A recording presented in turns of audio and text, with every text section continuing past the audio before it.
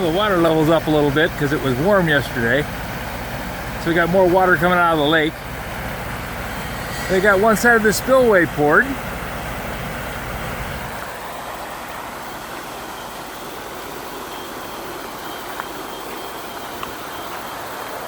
can see the concrete going up the inside of the forms. Looks like he's forming up the other side.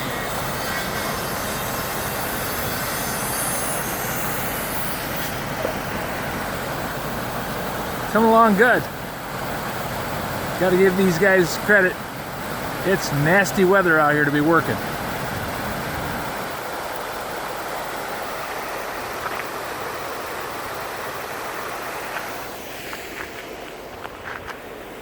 And for the guys that said, I hope they don't get flooded out in that house has been here a long, long time.